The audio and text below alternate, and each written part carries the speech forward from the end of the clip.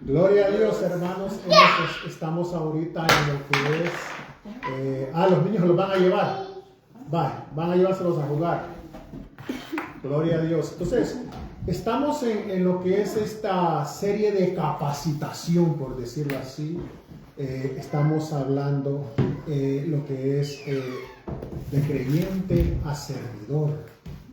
Entonces hemos visto cómo Dios nos ha venido hablando. A mí me ha hablado tremendamente a través de estos mensajes, hermanos. No crea que no hay muchas cosas que yo ignoraba, muchas cosas que yo creía que estaban bien, y realmente uno se da cuenta que es una cosa lo que uno piense o lo que uno vea que está bien, pero pues otra cosa es cuando la palabra lo corrige a uno y dice uno, bueno, le quedan dos cosas: o hacerse del ojo pacho o obedecer.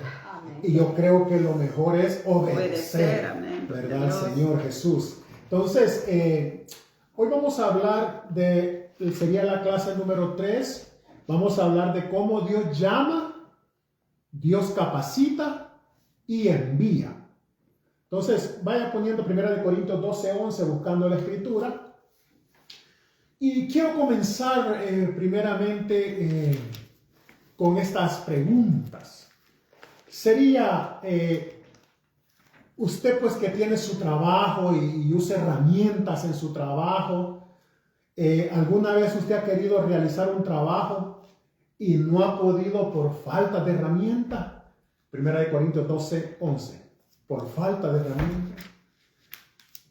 Y la otra pregunta sería, ¿qué significa para usted tener talento? Entonces, comenzando con esas preguntitas, quiero que veamos que para realizar un mejor servicio en el Señor, pues necesitamos de una preparación, hermanos. Una preparación, y una parte la aporta el creyente y la otra proviene de Dios. Porque Dios quiere usarnos como herramientas, ¿verdad? Y también nos da herramientas a nosotros para poder hacer un buen trabajo. Entonces vemos en esta enseñanza cómo Dios interviene en la vida del servidor. Cuando nosotros leemos esa escritura en 1 Corintios 12:11, nos damos cuenta que dice, pero todas estas cosas las hace uno, y el mismo Espíritu, con E mayúscula, está hablando del Espíritu Santo de Dios, repartiendo a cada uno en particular como Él quiere. Entonces, miren lo que dice ahí, Él hace. Esa palabra me llamó la atención porque dentro del griego es la palabra energei, que viene de energía, que es lo que necesitamos para poder hacer un trabajo. Pero en el griego ahí implica que es poner en acción, pero con eficacia. Miren, dice, poner en acción, pero que vamos a tener un buen resultado. Entonces el Espíritu Santo no solo inicia lo que va a hacer, sino que sostiene activamente los dones, ¿verdad? O sea, no es que solamente ya comencé, no, activamente, ¿verdad? Por eso es la palabra que Él hace, energía, que acción, efectividad, ¿verdad? Y constancia en lo que se va a hacer, el mismo Espíritu. ¿Por qué? ¿Qué dice ahí? Repartiendo. Esa palabra es diarium, que viene de atrio diario, que quiere decir que reparte, distribuye de una manera precisa, soberana, como un administrador que lo que asigna es un plan perfecto, hermanos. Miren qué hermoso lo que, cuando vemos el texto, lo que nos está arrojando en cuanto a efectividad, eficacia, constancia, muy buena administración, un buen plan para ejecutar. Eso lo hace, dice que ¿quién lo hace? Uno, el Espíritu Santo.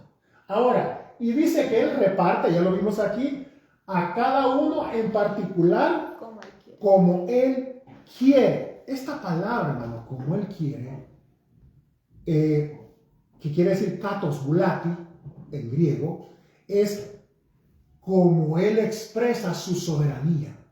Algo que debemos de tener en mente, y lo vimos en los dones, es que aquí no es que es mi trofeo, yo lo hice porque yo, no, es porque Él es soberano, miren, en distribuir los dones. Y una cosa muy especial, y que se está dando en las iglesias hoy en día, que las personas quieren manipular al Espíritu Santo. En que yo decreto, yo ordeno, momento, señores. Aquí la soberanía no la tiene usted. La soberanía la tiene Él, y dice que Él reparte cada uno particular como Él quiere. No es que yo Él va a dejarse manipular por el deseo humano, sino que siempre, sobre todo, la voluntad divina. Hay algo que tenemos que tener, por eso que le digo yo a usted, cuando uno ve, yo soy poco para ver ese tipo de programas, pero a veces pasan cortos y yo les pongo mucha atención y yo le ordeno, yo decreto, yo. No, un momentito. Amén. No. El Señor, en el nombre del Señor Jesús, amén, por la voluntad de su palabra, amén, sobre todo el adelante, porque Él es el soberano, Él es el rey, Él es el que reparte, Él es el que decide. ¿Qué tal si no me quiere usar a mí en esa situación y yo estoy allá? No soy yo el indicado, amén, sino que tal vez es por allá alguien que se va a levantar que no sabemos ni quién es ni cómo se llama, pero el Señor dijo, a este quiero usar este día. Amén. Eso debemos de tenerlo siempre, y lo vimos cuando estábamos viendo acerca de los dones del Espíritu Santo, ¿verdad? Ahora, viendo esta introducción que hace el apóstol Pablo aquí, reconociendo, hermanos, que la autoridad máxima es el Espíritu Santo en la iglesia, ¿verdad? Entonces quiere decir que hay un llamamiento. ¿Será que todos hemos sido llamados? Mire qué importante esto.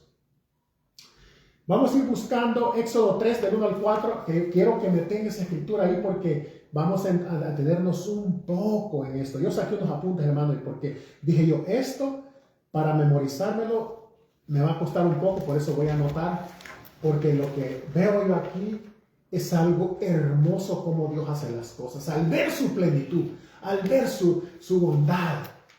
Y dice, mire, ¿qué es un llamamiento, hermano? Un llamamiento, hermano, nos implica a nosotros a una invitación que nos hace el Señor a servirle. Oiga bien, es una invitación a servirle a nuestro Dios con un propósito específico. O sea, es apartar para una misión especial. Es convocar, es designar, es elegir.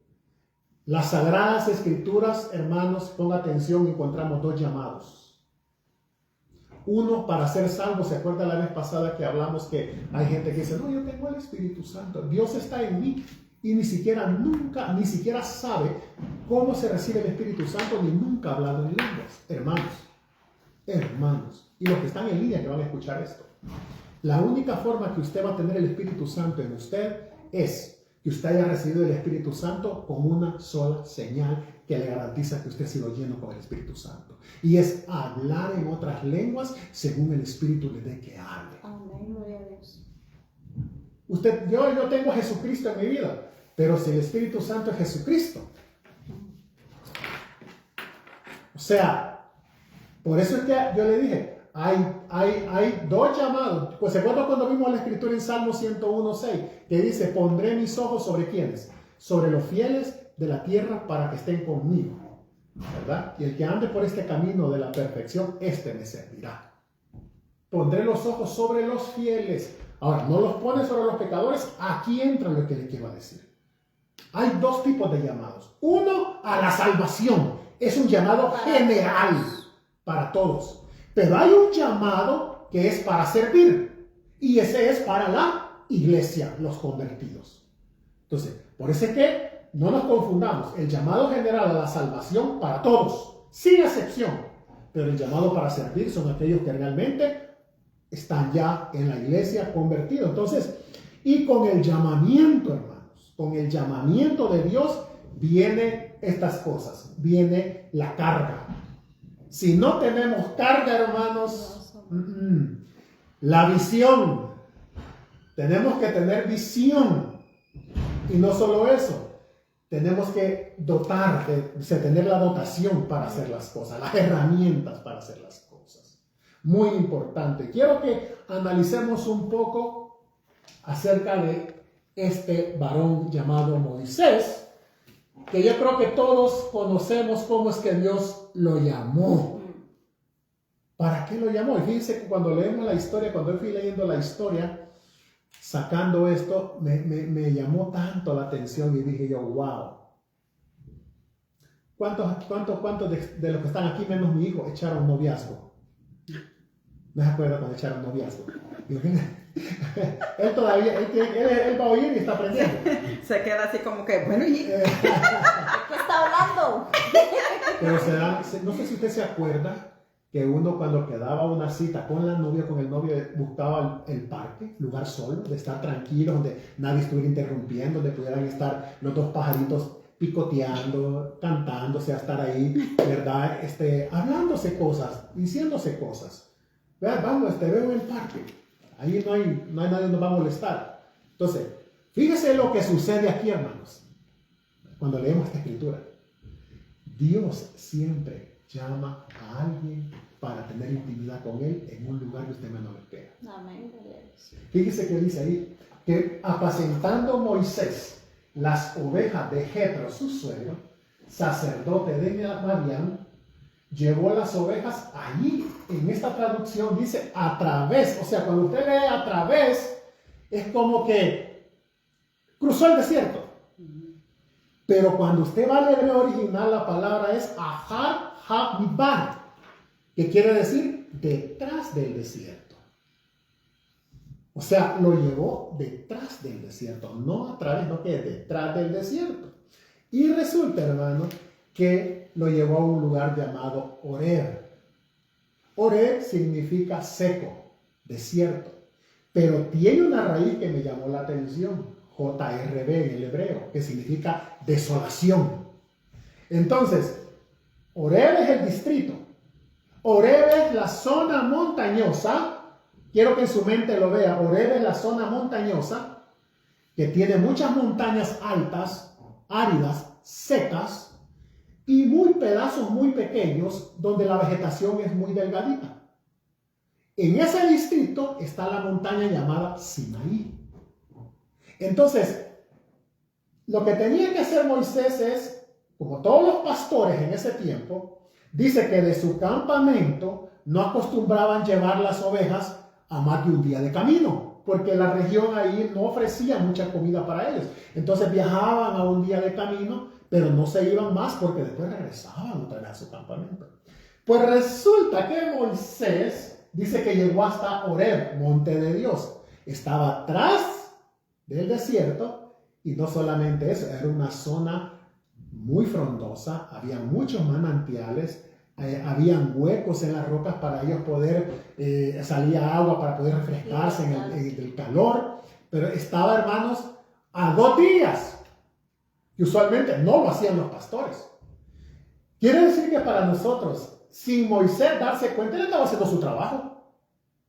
Moisés ni se imaginaba quién lo estaba llamando, no a un día, sino a 2 días de camino detrás del desierto, como que le dice el novio a la novia. Hola, vea, mire, le espero en el parque. No está uno cerca de mi casa. No, yo conozco tu parque todavía más bonito, mejor, más privado, donde podemos hablar. Entonces Moisés, sin darse cuenta, no fue a un día, fue a 2 días, pero ya era Dios que tenía un propósito para él. Lo quería ver en privado, ahí en ese lugar, a 2 días. Bueno, él iba haciendo su trabajo. Y esto me llamó la atención. Porque el desierto, ese desierto que es soledad, desolación. O sea, Moisés ahora tenía que hacer un esfuerzo más todavía, sacrificarse más. Y me imagino que él conocía el terreno, pero como le digo, no estaba acostumbrado a caminar un día y se volvían a su campamento. Él no, dijo 2 días. Se fue hasta Horeb, monte de Dios. Y dice ahí, eso me llamó la atención porque era Dios que lo estaba conduciendo ahí. Ahora, yo no veo esto no más como algo geográfico, hermanos, porque prácticamente él estaba cruzando una frontera, sino como una transición espiritual. Amén. Salir de lo conocido a lo sagrado. Sino que, y eso tiene que ser lo que Dios nos está mostrando a través de este hombre, como también Dios quiere con nosotros que nos esforcemos un poco más, que vayamos, que nos dejemos conducir por Él, porque Él lo que quiere es tener una intimidad con nosotros, una relación con nosotros. Entonces, como le dije, ese nombre de Orel, que en el hebreo es Joreba, es el nombre, ¿verdad? Que significa sequedad, desolación, pero de la desolación de ese momento surge algo bien bonito. ¿Qué es lo que surge? La voz de Dios.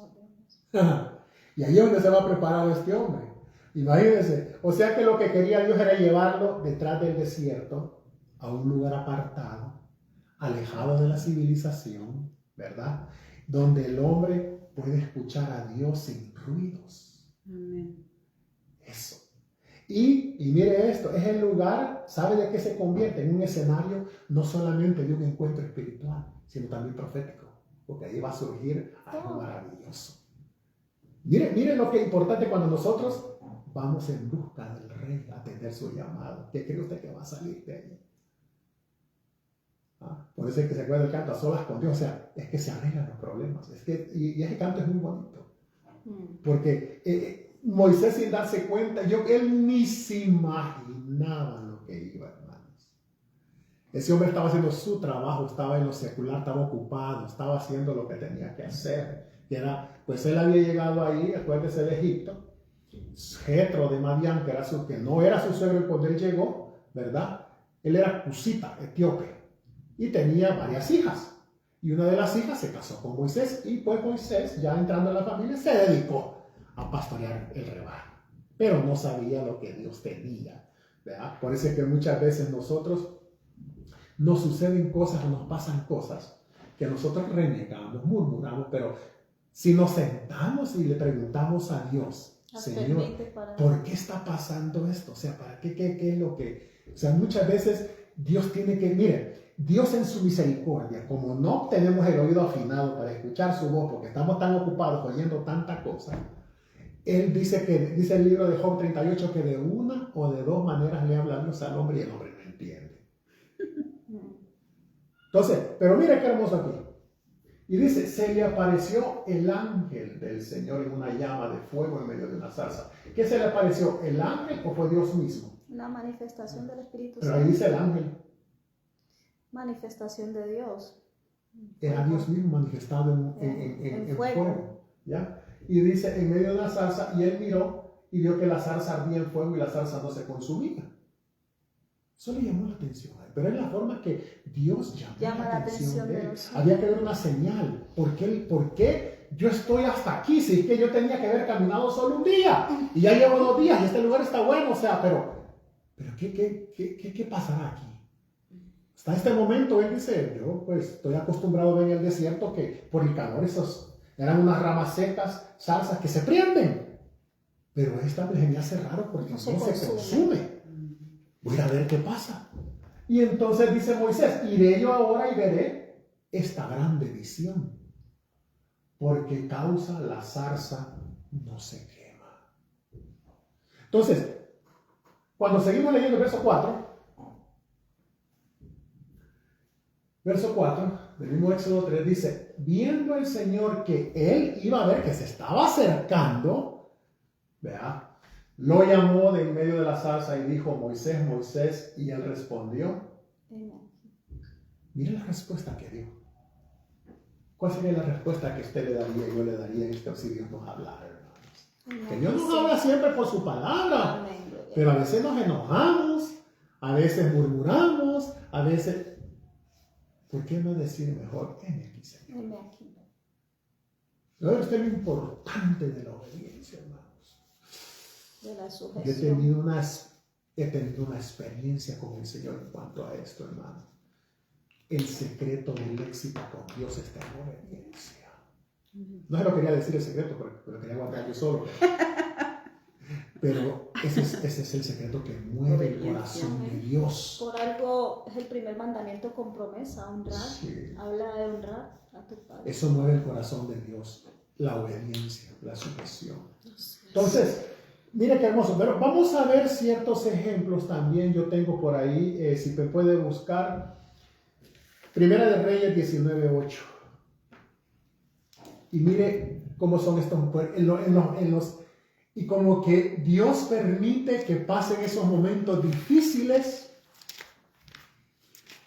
para poder entonces que creamos, entendamos que Él es el que quiere tratar con nosotros. Porque en los momentos buenos, Primera de Reyes 19:8. Mire lo que pasó. Y resulta que aquí el profeta Elías, ¿verdad? Dice que se levantó, pues, y comió, y bebió, y fortalecido con aquella comida, caminó 40 días y 40 noches, ¿hasta dónde? Hasta el desierto, hasta Horeb, que significa desolación. ¿A qué habrá ido Elías después que se levantó? Pues después, usted sabe la historia, ¿verdad? ¿A dónde había caído Elías?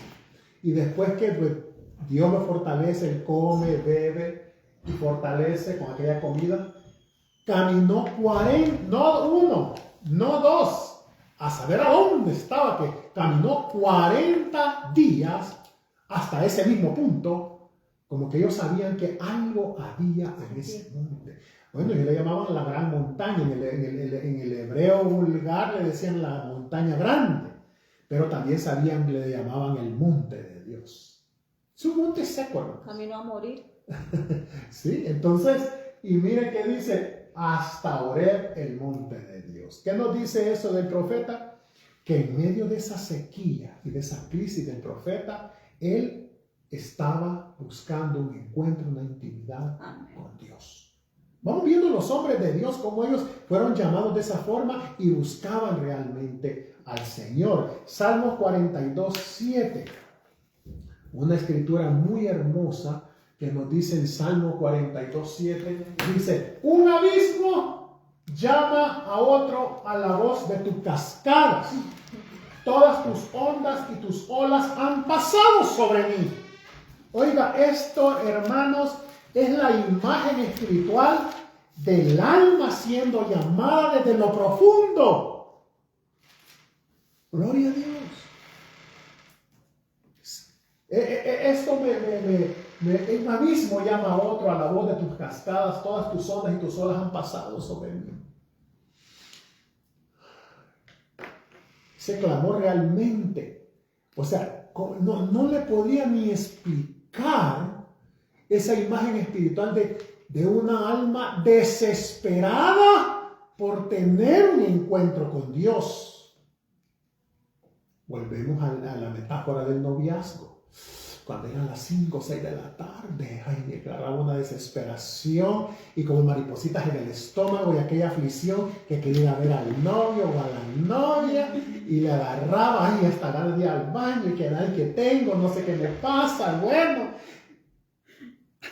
Estoy poniendo esto así porque es algo que nace de usted por ver al hombre que usted ama o le gusta. Imagínese con el Señor. Le está diciendo, mira, ese es un clamor pero desesperante por estar en intimidad con Él. Oseas 2:14. Y mire lo que le dice el Señor al profeta en Oseas 2:14. Mire lo que le dice. Le dice, pero he aquí que yo la atraeré y la llevaré ¿a dónde? Al desierto y hablaré a su corazón. Sé, hermano, que hay algo en ese desierto. Muchos pasamos por ese desierto. Amén, gloria a Dios. Problemas, situaciones. Amén, gloria a Dios. Pero dice, yo lo voy a traer aquí al desierto. O sea, yo te voy a hacer pasar por esta situación para que puedas entender y ahí te voy a hablar a tu corazón. Y a veces, hermanos, nos habla y no logramos entender. Pero eso es lo que Él hace siempre. Llevarnos al desierto, a ese lugar, soledad, estar solos con Él para poder escuchar su voz. Hay otro llamamiento que me gusta y lo vamos a ver en Primera de Samuel capítulo 3 y el versículo número 1. Samuel capítulo 3, el verso 1 dice, el joven Samuel, miren lo que dice joven, porque después va a haber una explicación, cómo se pone, hay otro por ahí, otro profeta me parece, que vamos a ver, no sé si lo vamos a ver ahora, pero Jeremías es uno de ellos. El joven Samuel ministraba al Señor en presencia de Elí. Elí era el sacerdote. ¿Verdad? Y la palabra del Señor escaseaba en aquello. No es que no había. Lo que pasa es que ya no había mensaje de Dios porque algo estaba pasando en el profeta. Algo estaba pasando en Elí. No había visiones, no había mensaje, era muy poco, muy escaso. Pero había, no es que no había. No había visión con frecuencia. O sea, era una época de silencio profético. Visión escasa. O sea, práctica y rotundamente Israel estaba desconectado espiritualmente con el Señor. Entonces, ¿por qué? Porque resulta que el sacerdocio, el sacerdote y sus hijos se habían corrompido. Hacían cosas que no tenían que hacer. Pero en medio de esa oscuridad, el Señor va a romper el silencio. Amén. Y dice el verso número 2. Y aconteció un día que estando Elí acostado en su aposento, acuérdese que ellos no dormían en el templo, sino que fuera del templo habían unas carpas, unas tiendas donde hallaron los aposentos de los sacerdotes y los levitas. Pero Samuel, aproximadamente como después de que él nació, su mamá Ana lo ofreció al servicio del templo. Entonces él crece, pues observando, aprendiendo, ¿verdad? Asistiendo al sacerdote, ¿verdad? Todo lo que es el servicio del Señor. Pero dice que aconteció un día que estando Elí acostado en su aposento, cuando sus ojos comenzaban a oscurecerse, de modo que no podía ver. Habla tanto de sus ojos físicos, pero en el hebreo está hablando también de lo espiritual. Ya él ya había decaído, ¿verdad? Y también estaba perdiendo físicamente su vista, ¿verdad? Pero el verso número 3, Samuel estaba durmiendo ¿a dónde? No en las carpas, no, en el templo estaba durmiendo. Entonces, ¿dónde estaba el arca de Dios? Y antes que la lámpara de Dios fuese apagada, esa se apagaba o se extinguía al empezar a salir el sol. Se apagaba la lámpara. Entonces quiere decir que antes de que amaneciera, todavía estaba de noche, el Señor llamó a Samuel y él respondió, heme aquí. Pero corriendo se fue para donde su jefe, Elí, pensando, o sea, sale corriendo y le dijo, heme aquí, ¿para qué me llamaste? Y Elí le dijo, yo no he llamado, vuelve y acuéstate. Y él se volvió y se acostó. O sea, todavía como que el oído no estaba muy afinado. O sea, y a nosotros pasa, hermanos. ¿Cuántas veces? ¿Usted cree que el Señor no nos habla diariamente? Todo el tiempo. Y yo le pregunto, ¿qué le ha dicho? Preguntemos, ¿y qué nos ha dicho? Ajá. Si nos habla todos los días, ¿qué nos ha dicho? ¿Qué tiene usted de memoria que nos dijo? Bueno, vamos a ver qué dice Samuel. Y el Señor volvió a llamar otra vez a Samuel, y levantándose Samuel vino a Elí y dijo, heme aquí, ¿para qué me has llamado? Y él dijo, hijo mío, yo no he llamado, vuelve y acuéstate, segunda vez. Vamos al otro verso. Y Samuel no había conocido, ahí está. Pero ¿cómo es que no lo había conocido? Si pasaba durmiendo ahí cerca, a la par del arca del pacto dormía. No había tenido... Eso, no había tenido todavía esa intimidad con Dios. Muchos podemos hablar de Dios, maravillas. Y aún Dios a muchos nos ha hecho milagros, pero todavía no le conocemos. Y esta semana tuve una experiencia con un médico hablando acerca del Evangelio. Y ahí lo llevamos encaminadito, porque ya más de 20 años que le venimos hablando. Y él, cuando yo le pregunto ciertas cosas, y ya tiene años de estar en el Evangelio, ¿cómo puedo amar a alguien que yo no conozco? Para amar tengo que conocer primero. Pues eso no lo había experimentado Samuel, porque dice que no había conocido todavía a Dios, ni tampoco la palabra le había sido ¿qué? Revelado. O sea que esto viene por revelación. Amén, gloria a Dios. Ya Dios estaba empezando a tratar con este joven. ¿Por qué? ¿Será que lo estaba llamando porque tenía algo? La palabra estaba escaseando. Las visiones ya casi no habían. Ya la palabra, pues ya no había profecía, no había cómo. El pueblo estaba desconectado espiritualmente. El sacerdote, el que tenía que llevar el mensaje, estaba corrompido con sus hijos, hacía lo que querían, ya él ya estaba ya. Dios necesitaba llamar a alguien para continuar con la labor. Por eso que yo le dije aquel día, si alguno de nosotros no quiere hacer el trabajo de Dios, ¿usted cree que Dios se va a sentar y se va a poner a llorar? No, busca otro. Amén. Sí. Entonces, dice en el verso 8, Señor, pues llamó la tercera vez a Samuel y él se levantó y vino a Elí. Y dijo, heme aquí, ¿para qué me ha llamado? Entonces entendió Elí que el Señor llamaba al joven. ¿Qué dice el verso 9? Y dijo Elí a Samuel, ve y acuéstate, y si te llamare dirás, habla, Señor, porque tu siervo oye. Así se fue Samuel y se acostó en su lugar, y lo demás usted lo sabe. Ya le respondió. ¿Y para qué cree que le respondió? ¿Cuál fue el primer mensaje que Dios le dio a Samuel? Juicio sobre la casa de Eli. Juicio.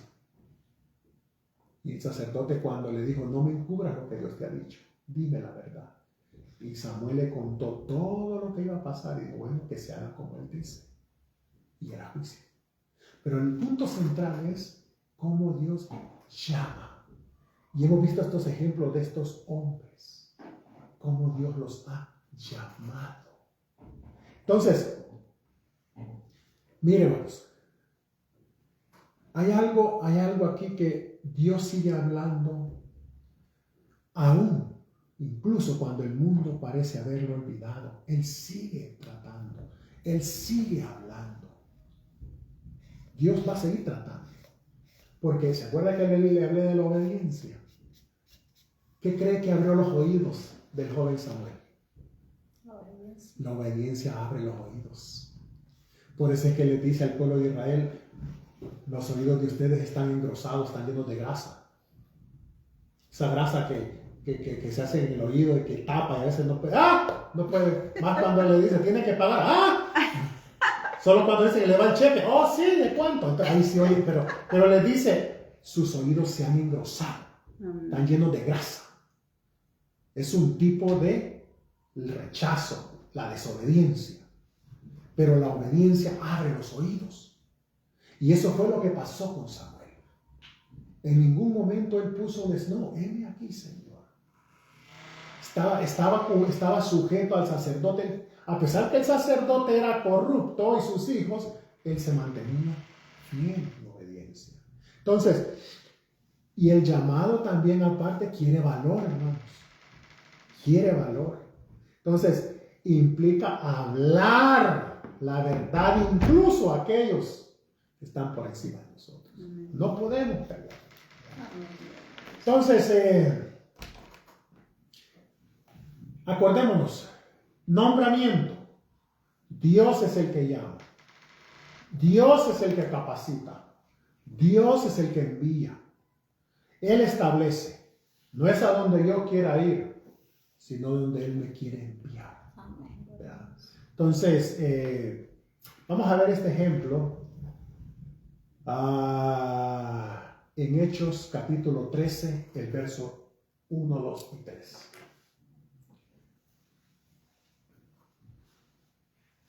Dice, había entonces en la iglesia que estaba en Antioquía, mira, ahí fue donde le llamó por primera vez cristiano, según Hebreo 11:28, en la iglesia de Antioquía.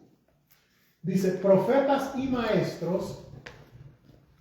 Ahora la pregunta aquí, un paréntesis, no dicen que en el Nuevo Testamento ya no hay profetas. Y ahí dice que hay profetas. ¿Cómo está eso? A ver quién se acuerda. No les hablé de eso. Sí, hablamos. Porque es que hay profetas ahí. Y aún hay otros profetas llamados Agabo. ¿Por qué hay profetas aquí? Y ahora ya no hay profetas ni les llamamos profetas. Porque ahí todavía no se había, ¿cómo dicen? Tararara, vamos a ver. No había concluido todavía ¿El qué era? el...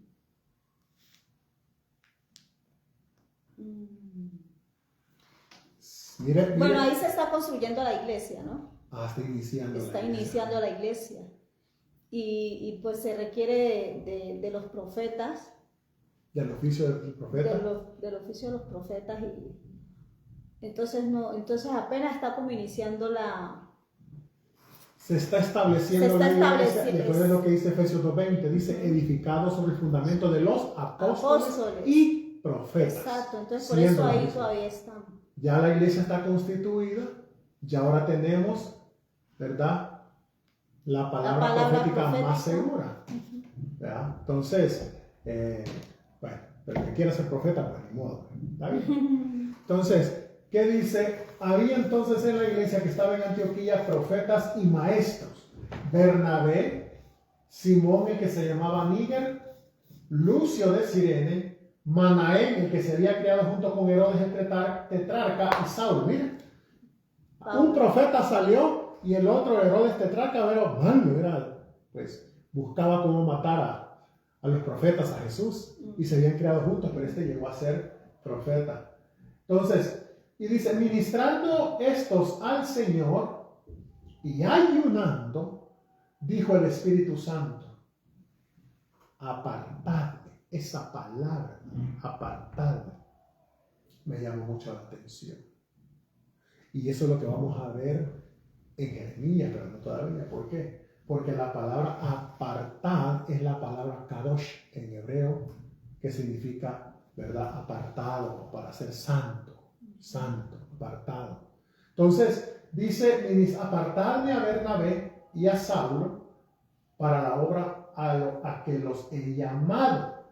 Entonces, habiendo ayunado y orado, les impusieron las manos y los despidieron. Espíritu Santo les dice, miren, yo tengo un trabajo especialmente para estos, apártenmelos. Entonces no los apartó ni los discípulos, no, fue el Espíritu Santo que apartó y dio nombres. Pero la iglesia había estado ministrando como ayunando, orando, predicando el Evangelio. Entonces, viendo eso, hermanos, quiero que a Jeremías 1, vamos a leer del 1 al 10, porque Jeremías también fue llamado y designado por Dios para un servicio. Entonces, mire lo que dice las palabras de Jeremías, hijo de Hilcías, de los sacerdotes que estuvieron en Anatot, en tierra de Benjamín. Palabra del Señor que le vino en los días de Josías, hijo de Amón, rey de Judá, en el año 13º de su reinado. Le vino también en días de Joacim, hijo de Josías, rey de Judá, hasta el fin del año 11 de Sedequías, hijo de Josías, rey de Judá, hasta la cautividad de Jerusalén en el mes quinto. Como que uno se enreda tanto, hijo de fulano, rey de tal.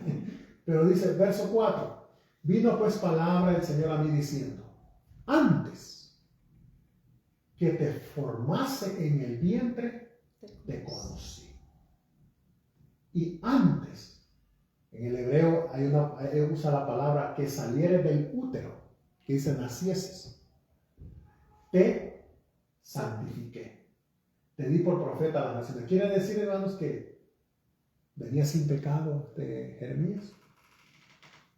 Porque ni siquiera lo había santificado. O está hablando de una profecía para ese muchacho. Exacto, de lo que va a venir a través de él. Que va a venir ya. Dice, yo te santifiqué, yo te aparté antes. O sea, yo te tenía para este plan que yo tengo, para este propósito. Por eso, hermanos, debemos nosotros tratar la manera primero de tratar, así se enojen, nos aturren la cara, la pongan como el vinagre, como sea, nuestros hijos, esposos y esposas que no son convertidos. Hay que hablarles, hay que decirles, porque uno no sabe que Dios tiene preparado para ellos. Así se enoja, mi hermano, hay que decirles la verdad. Así se molesta. Ay, no, que usted ya aburre con lo mismo. Bueno, en el nombre de Jesús. Usted, el Señor, lo tiene para un plan, para un propósito. Amén, gloria a Dios. Usted rechaza ese propósito y ese plan, Dios no pierde. El que pierde es usted. Amén, gloria a Dios. La gente cree que le está haciendo un favor a Dios. Ujú. No, en un momento. El que pierde es la persona. Entonces, y no solamente te santifiqué, y te di por profeta no solo a Israel, a las naciones. Y yo dije, ¿qué dice? ¿Cuál fue la respuesta de Jeremías? Esa expresión 2 veces, si usted la ve. ¡Ah! ¡Ah! Esa expresión puede sonar arrogancia, puede sonar... No. En el hebreo, en el pensamiento hebreo, esta expresión 2 veces quiere decir, yo no soy capaz. No, esto es demasiado para mí. Porque era un joven, ya lo va a decir él ahí, dice, Señor, he aquí, no sé hablar porque soy un niño. La palabra niño, nahar, que significa, puede ser un niño desde su niñez hasta la adolescencia. Él ya era un adolescente. Y un adolescente en la sociedad hebrea no tenía mayor importancia, no le daban. ¿Con qué autoridad este muchacho se iba a parar delante de los maestros de la ley, delante del Sanedrín, a querer hablar de la palabra de Dios? Y que ese muchacho era algo que no le prestamos atención. Y prácticamente hoy en día sucede igual. Pero hay alguien que sí les presta atención a los jóvenes. ¿Sabe quién? Satanás. Él está bien pendiente de ellos. Los induce, los influencia. Miren, a la música, a las películas, al internet. Los tienen encaminados. Y por eso después decimos nosotros, yo no sé por qué mi hijo salió así. Yo no sé por... No. Porque es descuido de nosotros como padres. Yo le he dicho a este muchacho, usted está escuchando palabras, usted está siendo instruido, él va a ir a una edad que va a tomar sus decisiones. Pero el día de mañana no me va a poder decir nada, porque él conoce el camino de regreso. Él sabe. El hijo pródigo, papá no lo anduvo robando. Él tuvo que caer en cuenta y decir, no volveré a la casa de mi padre, porque me doy cuenta que allá sí era feliz, aquí no. Todavía vamos a hablar de eso, de las parábolas esas, pero sí quiero que vea que él en el pensamiento se sentía como, Señor, yo no puedo hablar. ¿Qué caso me van a hacer? Esto es mucho para mí. Y sucede. Hermanos, vamos a evangelizar. Es que, no sé, es que a veces la gente se siente como que eso es demasiado. No, si el Señor nos ha llamado es porque sabe que quien nos va a capacitar, es que la gente cree que la capacidad está en la persona. Es que el que nos va a capacitar es Él. El que nos va a dotar de las herramientas es Él. Y eso tenemos que tener en cuenta, hermanos. Entonces Jeremías dice, yo soy un niño, soy joven todavía, yo no tengo la madurez para poder hablar de esa manera. No tengo esa capacidad. Entonces el Señor, dice el verso 7, se sentó y se lamentó y dijo, ay Dios mío, ¿y ahora qué hago? Se paró todo este asunto. Ya no puedo seguir adelante. Así dijo el Señor. Ya, bueno, hasta aquí llegamos pues, ya no hay nada más que hacer. No le dijo eso. Y me dijo el Señor, no digas soy un niño. No esté diciendo que es un inmaduro. No esté diciendo que no tiene la capacidad. Porque vamos a hablar del talento y el don. Sino que le dice, porque a todo lo que te envíe irás tú. No, ya te tenía listo pues. Desde antes que nacieras yo ya te conocía. Ya te tenía preparado ya el plan. Y dirás todo lo que te mande. Lo que yo voy a poner palabra en tu boca. No temas delante de ellos. Porque contigo estoy para librarte, dice el Señor. Y extendió el Señor su mano y tocó mi boca. Y me dijo, he aquí, he puesto mis palabras en tu boca. Hermanos, ¿a dónde ha puesto su palabra el Señor en usted? ¿Hello? ¿Ah? ¿Dónde ha puesto su palabra? ¿A dónde la ha puesto en usted? ¿A dónde? No. La boca. ¿Y entonces por qué no la hablamos? ¿Se acuerda? Conocimiento de la palabra. Hermanos, si la tenemos aquí, Ya la puso. Y esa es la autoridad. Porque usted no va a hablar sus palabras, va a hablar la palabra. Amén, gloria a Dios. Y dice el verso número 10, creo que ahí termina. No temas delante de ellos porque contigo estoy para librarte. Y extendió el Señor su mano y tocó mi boca y me dijo, he aquí he puesto mis palabras en tu boca. Mira que te he puesto en este día. Llegó el momento, Jeremías, que voy a ejecutar mi plan contigo, mi propósito. Sobre naciones y sobre reinos, no solo sobre naciones, sobre reinos. Y hablar un joven, hablarle a esa gente. Y le dice, ¿para qué? Mire, para todo. Para arrancar y para destruir, para arruinar Y para derribar, para edificar y para plantar. Para todo lo que lo tenía. Vas a arrancar lo que no sirve. Vas a destruir lo que está haciendo mal. Vas a arruinar aquello que está causando que no me agrada. Vas a derribar todos esos pensamientos, esas filosofías. Vas a derribar todo eso. Con mi palabra. Amén, gloria a Dios. Llevo todo pensamiento cautivo a la mente de Cristo, dice. Todo eso. Pero vas a hacer dos cosas importantes ahora. Cuando ya esté limpio el campo, esté limpiecito. Porque lo que tenemos que hacer nosotros es tratar de arrancarle a la gente con la palabra, no nosotros, a través de nosotros el Señor. Todo orgullo. ¿Qué es lo primero que nos vamos a enfrentarnos con las personas? El orgullo, la soberbia, la altivez, el orgullo. Vamos a arruinar todos esos planes que el enemigo tiene sobre ellos. Todos esos propósitos. ¿Usted cree que el enemigo no tiene planes? No hace planes con usted y conmigo. Claro que sí. Si yo se lo permito, los ejecuta. Pero como yo he decidido seguir el plan de mi Cristo. Y le dice, porque eso es lo que vamos a hacer con la palabra. Vamos a arrancar todo eso que nos sirve. Vamos a destruir, a arruinar todos esos planes que el enemigo tiene sobre sus hijos, sobre la familia, sobre aquellos que le vamos a predicar la palabra. ¿Y sabe qué? Vamos a derribar todos esos pensamientos que se han levantado de gnosticismo, de yoga, de toda esa basura que le están metiendo a la gente, entrando a las iglesias hoy en día, haciéndolas pasar un sincretismo entre evangelio y ese montón de filosofías sucias que vienen del propio infierno. Porque vamos a edificar con la palabra, edificado, dice, sobre el fundamento de los apóstoles y profetas, siendo la principal piedra del ángulo Jesucristo mismo. Y vamos a plantar. ¿Para qué? Vamos a enseñar para que esto un día dé frutos y también sigan con este evangelio. Amén, gloria a Dios. Cuando escucha eso Jeremías, ¿será que le queda opción de decir no? Si no, Jeremías dice, gloria a Dios. Para esto he sido llamado. Ahora, ¿para qué usted y yo hemos sido llamados? ¿Para qué? Acuérdese de esto. Para esto, hermanos. El galardón es grande. Cristo está a las puertas.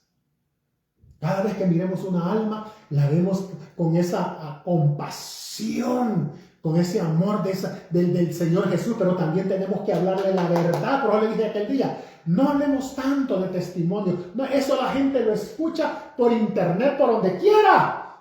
Gente que Dios la ha llevado al infierno, la ha llevado al cielo, la ha paseado aquí, la ha paseado allá, le ha dicho esto, la ha curado de cáncer. ¡Gloria a Dios! ¿Verdad?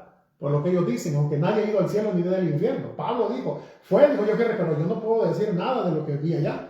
Si Pablo dijo que le prohibieron, yo no sé cómo es que esta gente ha entrado y ha visto. Amén. Yo me pregunto y me gustaría preguntarles. Pero ¿qué ha habido? ¿El Señor cura? Sí. ¿El Señor sana? Sí. El Señor todavía está haciendo milagros. Pero más que les hablemos de testimonio, hermanos, ocupemos el tiempo en sembrar, en plantar y en edificar y arrancar y destruir todo eso con la palabra de Dios, hermanos. Eso es importante. Gloria a Dios. Dones y capacidades. Vaya buscando en 1 Corintios 12. Vamos a leer del 4 al 12. Ya hemos hablado de esto, pero lo vamos a volver a tocar. Porque Dios nos ha dotado de dones, pero también tenemos talentos, capacidades. Y podemos decir que es la manera sobrenatural como Dios, a través de su Espíritu, nos da las herramientas, nos dota, nos equipa para esa tarea que vayamos a realizar, hermanos. Hermano, toda tarea que el Señor nos disponga a hacer, cuando usted pone un obstáculo antes de la obra de Dios, usted está diciendo, no quiero hacer ese trabajo. Por muy poco que lo hagamos, pero que lo hagamos con excelencia. Eso es, ningún trabajo es, ¿cómo es la escritura que dice? Ningún trabajo es vano. ¿Sí sabe la escritura esa? Ningún trabajo para el Señor es en vano. Entonces, Él lo hizo con su siervo en Lucas, ¿no? Lucas 17, donde dice, no, Mateo que dice que siervo inútil, en lo poco me ha sido. Como lo que vimos la vez pasada, sí. Entonces, miren, hermanos, así es como Dios nos da la herramienta. Miren lo que dice 1 Corintios, capítulo 12. Vamos a leer del verso 4 al 12. 1 Corintios 12, verso del 4 al 12. Ahí vamos. Ahora bien, y esto me quiero detener un poquito. Dice ahí que hay muchas diversidades, que hay varios dones. La palabra carismatón, dones. Caris, que viene de gracia. Pero el Espíritu es el mismo. O sea, no son talentos, son dones. Ahora, y después dice él, y hay diversidad de ministerios. La palabra ministerio es diaconia, que viene de diácono, servir, servicio, atención práctica, cuidar a los demás. Y dice que hay diversidad de ministerios, pero el Señor es el mismo. Y hay diversidad de operaciones, energatón, que quiere decir actividades, efectos, resultados producidos por la acción de Dios. O sea, no solo es el esfuerzo humano, sino cómo Dios hace la obra a través de las personas. Y aquí me llamó algo la atención a mí, hermanos, en el orden que lo ha puesto aquí. Porque primero habla de ¿qué? Del Espíritu. De los dones. De los dones. Regalos. Ahí está el regalo, hermano. Aquí está, para el momento que Él quiera usar. Después habla ministerios. La forma en que vamos a servir, la actitud, la disposición, el deseo. Ya tenemos el regalo. Vamos ahora a ver esa actitud, ese deseo, esa disposición para poner a trabajar ese ministerio. Y luego está el siguiente, que es operaciones. Ya es el efecto producido por Dios, ¿verdad? Ser activo, ser eficiente. No sé si entendió las tres partes. Don, regalo, ministerio, ¿qué? La forma de servicio y operación, el resultado. ¿Producido por quién? Por Dios. A través de la persona. Dios lo usa. Dios le da el regalo. Dios, o sea, usted va a hacer ahora la forma de servicio, o sea, se va a dejar usar, va a permitir que Dios lo use y la operación es el resultado que Dios hace a través de usted. Así de fácil lo está diciendo el apóstol Pablo. ¿Lo entendió? Se lo vuelvo a explicar. Vamos a ver quién me lo dice. Empezamos con Porque dones que se dan. tiene que ver una cosa, por eso es que hay un orden. Pablo no está la loca poniendo eso. Lo está poniendo en el orden en que Dios opera. ¿Quién es primero? ¿Quién? Dios. Los dones. ¿Y quién da esos dones? Solamente Él. Entonces, ¿qué quiere decir? ¿Qué es don? ¿Qué significa don? Señor, un regalo. Le da el regalo. Y después dice Pablo que hay diversidad de ministerio. ¿Qué es ministerio? Acuérdense, un ministerio es la palabra diaconia, que viene de diácono. De servicio. ¿Verdad? La primera palabra don es la palabra caris o carismatón, que es gracia o regalo. El Señor nos da el regalo por su gracia. El ministerio diaconeo o diácono es el que tiene la disposición, la manera en que va a prestarse o se dispone a hacer el servicio. Y operación, energatón, es el resultado que Dios ha dado a través del que usó. Así está ese orden. ¿Verdad? Entonces dice el verso 7. Pero a cada uno le es dada la manifestación del Espíritu no para que se crea grande ni se dé el crédito, no, para provecho, es para siempre glorificarlo a Él. Porque a este es dada por el Espíritu palabra de sabiduría. Ya vimos eso. No diga dónde sabiduría, hermanos, porque ahí no dice eso. Palabra. La palabra es logos en griego, que es una palabra, o sea, no le está dando toda la sabiduría. Dios le está dando una porción de la sabiduría para que usted en ese momento de que esté pasando algo, usted pueda ayudarle a alguien.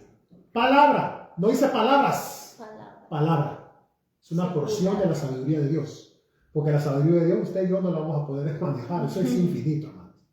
Entonces, luego dice a otro, palabra de ciencia. Una porción del conocimiento de Dios para cierta situación. No todo el conocimiento, porque no lo vamos a poder manejar. Porque el conocimiento de Dios es infinito. No que diga, no, yo tengo don de sabiduría. No, eso no está ahí. Es una palabra. Y luego dice, según el mismo Espíritu.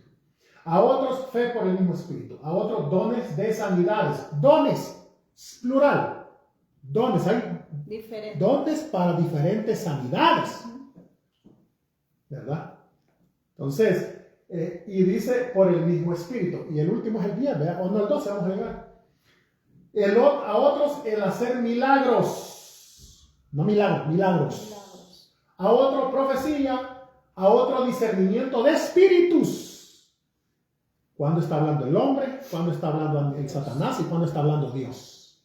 Vamos a discernir eso, cuándo es cuándo. A otro, diversos géneros de lenguas. No, pero es que yo hablé en lenguas cuando esa es la señal que usted recibió el Espíritu Santo, pero aquí está hablando de diversidad de géneros de lenguas. Géneros, ya, puede hablar en muchas lenguas. Pablo dijo, sean terrenales o sean angelicales. ¿Ya? Y a otro, interpretación de lenguas. Puede interpretar muchas lenguas al mismo tiempo, porque es la interpretación de lenguas. Todo eso lo hace el mismo Espíritu. Pero todas estas cosas las hace uno y el mismo Espíritu, repartiendo a cada uno en particular como Él quiere. Porque así como el cuerpo es uno y tiene muchos miembros, pero todos los miembros del cuerpo, siendo muchos, son un solo cuerpo, así también Cristo. Romanos 12, del 6 al 8. ¿Sí lo va entendiendo o todavía hay algo que no lo ha entendido, hermanos, para poder explicarle? No está claro. Está claro, bueno. Va a haber un examen al final de esto, ¿sí? Ay, Dios te mía. Y el que saque la mayor nota le vamos a dar un premio. Ay, Dios. Sí. Un viaje a la hermana República de Edmonton. Vamos a ver, Romanos 12, del verso 6 al 8. Romanos 12, del 6 al 8. Vamos a ver, estamos. De manera que, ahora quiero hacerle una pregunta de lo que vimos la vez pasada de los dones, hermano. Los dones de Primera de Corintios, ¿qué son? ¿Qué clase, de qué categoría estaban los dones? Lo que acabamos de leer. Son dones para espirituales. ¿Estos de Romanos qué son? Estos son dones de servicio. Y los de Efesios 6, dones ministeriales. Ahora, dice así: de manera que teniendo diferentes dones, según la gracia que nos es dada, o según el regalo, mira qué bonito. De manera que teniendo diferentes dones, según el regalo y la bondad del Señor, si el de profecía, úsese conforme a la medida de la fe. O si de servicio, en servir, o el que enseña en la enseñanza, el que exhorta en exhortación, el que reparte con liberalidad, el que preside con solicitud y el que hace misericordia con alegría. Son dones de servicio. Perdón, sí. Pero aquí hay algo que tenemos nosotros también, que son talentos. ¿Ya? Miren el paralelo entre talento y don. Usted lo va a ver ahí. Por ejemplo, ¿cuáles son las características del talento y del don? Talento es algo que es heredado por nuestros padres. El don es dado por el Espíritu Santo. Hay gente que dice, no, mi padre tocaba tal instrumento y yo aprendí porque ya lo traigo en la sangre. No, porque usted aprendió y tiene la habilidad como su papá y aprendió y es un talento, una capacidad. El talento está presente desde el nacimiento. Desde que nacemos traemos talento. Por eso que el Señor habló de los 10 talentos, de los 5 y de 1. Porque en la tierra por lo menos tenemos un talento. Y si nosotros lo escondemos y no lo ponemos a trabajar, Señor, pues ya sabe lo que dice. Siervo inútil, siervo infiel, amarrarlo de pies y manos y aventarlo afuera a las tinieblas del lloro y crujir de dientes. Pero el don está presente en la manifestación del Espíritu de Dios. Ahora, talento, pues dados a la raza humana. Pero el don es dado a los miembros de la iglesia. Amén, gloria a Dios. Pero yo me preguntaba y decía, y estos hombres, esos rockeros, qué facilidad para tocar como tocan. Pero tienen un talento. De que nacieron con ese talento. Nada más que lo usaron para adorar al enemigo, no al Señor. ¿Ya? Entonces, talentos están siempre al nivel natural, pero el don está en el nivel espiritual. El talento, los efectos son temporales, porque aquí usted sabe que 70, 80 años, pero los efectos del don del Espíritu son eternos.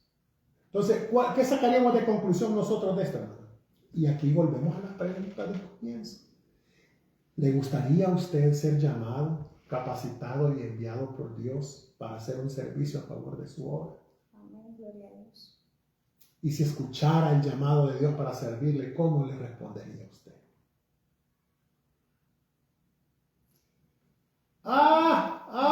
No le diría así. Así, Señor. Aquí estoy, Señor. Vaya como aquí, Señor. Envíeme a mí. Haga lo que quiera hacer conmigo. Pues para eso usted me escogió, para eso usted me ha llamado. Eso sí, yo tengo entendido que si usted me ha llamado a esto es porque usted me ha capacitado. Y usted me va a dar las herramientas. Me ha dado esas herramientas. ¿Verdad? Entonces, vamos a hacer como a seguir. Quiero ver si se avanza en la enseñanza número 4 o quieren que quedemos hasta aquí. ¿Quieren seguir en la enseñanza 4? Vamos a hablar de lo que es los servidores y lo que son los mayordomos. ¿Qué dice? Todavía nos queda por ahí No podemos empezar, ¿verdad? una media hora. Hagamos una introducción para poder, con la introducción llegamos al tiempo para poder hablar de esto porque está un poquito larguito también. Vamos a buscar el Salmo 24:1. Quiero comenzar con estas dos preguntitas. Pues decir tanto que pregunta, bueno, es que la palabra no cuesta. ¿Salmo qué? Salmo 24:1. Le hago una pregunta, a ver quién de ustedes me la contesta. ¿Alguna vez usted ha llegado a administrar o cuidar bienes ajenos? No. ¿Que le han dado que cuide cosas ajenas? No. ¿Y usted cree que todo lo que lo que usted tiene, cree usted que le pertenece a Dios? Amén. Mira que acabo de contestar. Amén. Todo le pertenece a Dios. Amén. Entonces, de acuerdo a lo que dice, no solo el verso 1, de acuerdo a lo que dice ahí, todo servidor debemos de tener en cuenta esto, hermanos. Que nosotros somos mayordomos o administradores de los bienes de Dios. ¿Por qué me ha dicho usted que nunca le han dado a cuidar cosas ajenas? Ay, Dios mío. Mi hermana no sabía. ¿Se da cuenta? Hermana, esto es serio. No es cualquier cosa o cualquier persona que nos ha dado. Es el Dios soberano. Porque debemos de tener eso en nuestro corazón. Amén, Que ahora somos administradores. Somos mayordomos de los bienes de Dios. Todo lo que todo lo que tiene, se puede usar para servirle. Él es todo nos pertenece. Es como, dice alguien, mi casa es casa del Señor. Hasta saca la escritura de Josué cuando dice, mi casa y yo le serviremos al Señor. Todo le pertenece al Señor, todo en mi casa es del Señor. Él es el dueño de la casa. Y de repente está abrazada viendo Netflix, viendo cosas que no tiene que ver, haciendo cosas que no son. Y dice usted que es casa del Señor. Yo entiendo que hay situaciones, pero cuando uno está realmente, tiene que decir, ¿este es casa o no es casa del Señor? Por lo tanto, me voy a comportar como quiere el dueño de esta casa. Porque no es usted el dueño, es él. ¿No cree que le diría el dueño de la casa si empieza a hacer cosas que no debe hacer? Entonces, eso, hermano, la escritura dice en el Salmo 24:1. ¿De quién es la tierra y su plenitud? El Señor es la ¿Y qué es la plenitud? Todo. Todo le pertenece a él. El mundo y los que en él habitan. Todo es de él, nada nos pertenece a nosotros. No, que yo tengo esto, ya compré mi casa, tengo mi casa. Bueno, tiene un lugar para donde vivir ahorita. Bueno, el lugar donde vamos a llevar, no voy a buscar.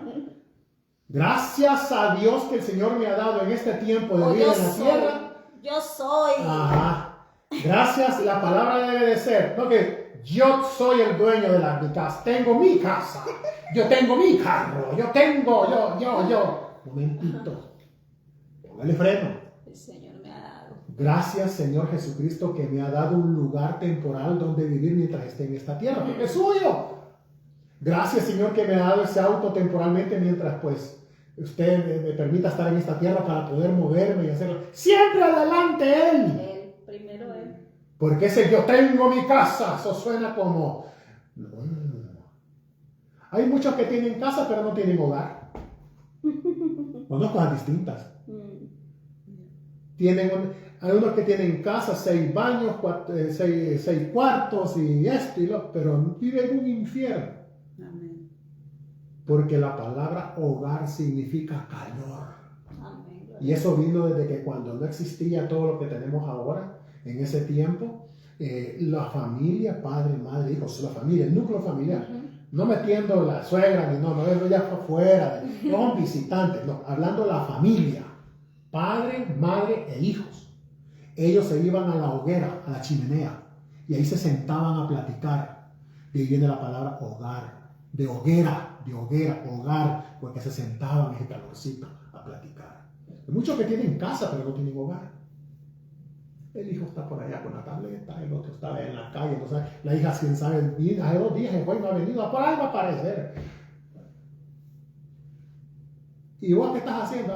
Todo me molesté, yo tengo que hacer aquí y está viendo tal vez pornografía, está viendo, todos están ocupados. Se perdió todo eso.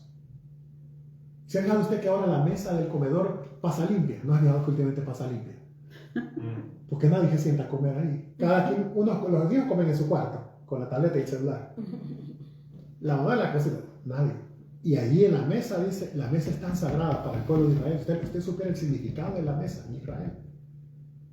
Que cuando nadie empieza a comer, hasta que están todos sentaditos. Y habla el papá, ora, bendice los alimentos. Y después de comer, y eso tiene un significado, hermanos, en Jesús, el Señor Jesucristo. La cena. El acofrit, un dulce que dan después. Todo eso tiene un significado en lo que es el Señor Jesucristo. Porque el Señor llevó la última cena en la mesa. Amén, gloria a Dios. Es que en la mesa se hacen los negocios, ahí donde se han hecho los negocios, ahí donde se compensa del diario vivir, ahí, pero entonces, hermanos, dice que todo es de Él. Vamos a dejar ya para terminar qué es un mayordomo. Y ya después vamos a ver lo siguiente, como estamos haciendo la introducción de esto. Vamos a ver en Mateo 25 del 14 al 30. ¿Qué es un mayordomo, hermanos? Bueno, sabemos que es una persona encargada de cuidar, de administrar un bien ajeno. Un bien ajeno. ¿Qué somos ahora nosotros, hermanos? ¿Qué somos ahora? Mayordomos ¿De quién? de Jesús. De las cosas de Él. Amén. Y cuando nos pida cuentas, Ay, ay, Dios ay. de mi alma. Hermano, usted por favor, esta es hermano. una pregunta que me dejó con inquietud a mí ayer, le quiero contar. Y esta pregunta me dejó una inquietud a mí. Quiere decir que si la tierra y su plenitud, todo es de Él, y yo soy un mayordomo, yo tengo que cuidar el medio ambiente, tengo que cuidar la naturaleza. Claro. Ayer estaba saliendo de Canadian Tire y me dice unos muchachos que están vendiendo cosas para limpiar vidrios. Y se me acerca y me dice, oiga, le limpio el vidrio gratis. ¿Gratis? Sí, me dijo, ¿con qué me lo vas a limpiar? Con este spray. Entonces le digo, señal, lo veo. Y ahí decía, danger, poison. Y estaba la tierra y salía. Y le digo yo, pero esto es veneno. Ah, pero si te lo tragas. Me dijo, no, para el medio ambiente. Y dio la vuelta y se fue. Yo me puse a pensar, nosotros también somos responsables. Claro. Porque el Señor dijo que esto nos ha dejado para que lo cuidemos. ¿Y a Y qué lo mandó estamos a, destruyendo. El Señor va a pedir cuentas por a eso. qué mandó a Adán desde un comienzo Exacto. cuando le entregó la tierra? Exacto. O sea, viéndolo de que esto no es mío, esto es de Él. ¿Verdad? El único que tiene la autoridad de destruir esto es Él. Entonces, muy importante. Entonces, en esto nos va a hablar de una parábola de los talentos, y yo creo que ya la vimos en Mateo 25, 14, 30. Con esto vamos a terminar. Mateo 25, 14 dice, porque el reino de los cielos es como un hombre que yéndose lejos, llamó a sus siervos y les entregó sus bienes. A uno dio 5 talentos, a otro 2 y a otro 1. A cada uno conforme ¿qué? A cada uno conforme a qué se lo dio. Conforme a su capacidad. Oiga, no a todos les vamos a poder exigir lo mismo. El mayordomo, que es el Señor, el dueño de la casa, que es el Señor Jesucristo, vio en sus mayordomos capacidades y dijo, no, este creo que puede llevar esto, este puede llevar esto y este puede llevar esto. Él lo vio. ¿Se acuerdan lo que dijo Pablo en Romanos? Que Él nos da de acuerdo a nuestra capacidad. Hay gente que es tremenda, puede hacer cosas y hay otros que son un poco más lentos, más quedaditos, ¿verdad? Pero por lo menos hay un talento, Él sabe que tenemos capacidad para un talento. Si no es que 2, si no es que 5. Entonces dice, y luego se fue lejos, se fue. El que había recibido 5 talentos fue y negoció con ellos y ganó otros 5 talentos. Siguiente. Asimismo, el que había recibido 2 ganó también otros 2. Pero el que había recibido 1 fue y cavó en la tierra y escondió el dinero de su señor. Después de mucho tiempo vino el señor de aquellos siervos y arregló cuentas con ellos. O sea que esto vamos a arreglar cuentas con él. No es cuestión de que, él conoce mi corazón, él sabe que yo... No, un momento. Él va a arreglar cuentas con nosotros. Amén, gloria a Dios. Y dice el 18. Y llegando el que había recibido 5 talentos, trajo otros 5 talentos diciendo, Señor, 5 talentos me entregaste, aquí tienes, he ganado otros 5 talentos sobre ellos. Y su señor le dijo, bien, buen siervo fiel, sobre poco has sido fiel, sobre mucho te pondré, entra en el gozo de tu señor. Llegando también el que había recibido 2 talentos, dijo, Señor, 2 talentos me entregaste, aquí tienes, he ganado otros 2 talentos sobre ellos. Vamos al siguiente. Su señor le dijo, bien, buen siervo fiel, sobre poco has sido fiel, sobre mucho te pondré, entra en el gozo de tu señor. Pregunta, aquel tenía 5, ganó 5, 10. Este 2, ganó 2, 4, 10, 4. ¿Habrá sido injusto el Señor que les dio el mismo premio? ¿O qué es lo que el Señor estaba viendo en ellos? No. La fidelidad. Ahí dijo, porque le llama buen siervo fiel. El otro, aunque hubiera ganado 1, ya le va a decir, pero lo que estaba demostrando era que era un infiel. Porque mire lo que dice, pero llegando también el que había recibido un talento, dijo, Señor, te conocía que eres hombre duro, que ciega donde no sembraste, usted quiere recoger donde usted no ha sembrado. ¿Cómo que usted no ha trabajado? Pues yo, no. Y recoge donde no esparciste. Mire qué abusivo, cómo estaba hablando. Por lo cual tuve miedo, dice. ¿Tuvo miedo? ¿Será miedo? para que le hable de esa manera. Yo no creo que una persona con miedo hable así. Parte mentiroso. Y fui y escondí tu talento en la tierra, tu talento, no el mío. Oiga, él me dio ese talento a mí para que me capaz. Tu talento, o sea, eso después es tuya. Aquí tienes lo que es tuyo. Y dice que tenía miedo. Vamos a seguir. 29. Vamos. Verso 29. Sí, sí. Oh, no. Respondiendo su señor le dijo, siervo que malo y negligente o necio. Sabías que ciego donde no sembré y que recojo donde no esparcí. Por tanto, debías haber dado mi dinero a los banqueros y al venir yo hubiera recibido lo que es mío con los intereses. Quitadle pues el talento y dalo al que tiene 10 talentos. Respondiendo, no, porque al que tiene le será dado y tendrá más, y al que no tiene, aún lo que tiene le será quitado la salvación. Imagínense que ese pobre, poniéndolo bien, al que tiene la salvación y está trabajando y constante siendo fiel, todavía le va a dar más. Pero aquel que pues había logrado la salvación y aún así no hizo nada, lo que había ganado se lo quitó la salvación. Porque al final dice, y al siervo inútil echar en las tinieblas de afuera, y ahí será el lloro y el crujir de dientes. O sea que hasta la salvación perdió. Claro. Que le hubiera conservado, le hubiera dado a los banqueros, hubiera recogido mis intereses, por lo menos hubieras hecho algo, pero no hiciste nada. Entonces, así de delicado es este asunto. Más o menos usted tiene la idea que es un mayordomo. Y ahora, ¿quién es el mayordomo? Nosotros. ¿Y los bienes de quién estamos administrando? De Jesucristo. Bueno, preparémonos y hacer bien las cosas, hermanos, porque administremos bien esos talentos.